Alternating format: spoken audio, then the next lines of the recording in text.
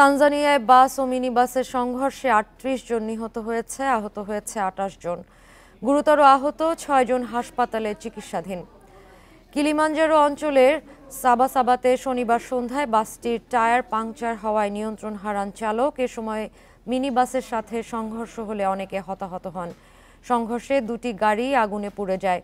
দুর্ঘটনায় যাত্রীদের শরীর পুড়ে যাওয়ায় ৩৬টি মরদেহ এখনও শনাক্ত করা যায়নি। এ ঘটনায় হতাহতদের পরিবারের প্রতি সমবেদনা জানিয়েছেন দেশটির প্রেসিডেন্ট।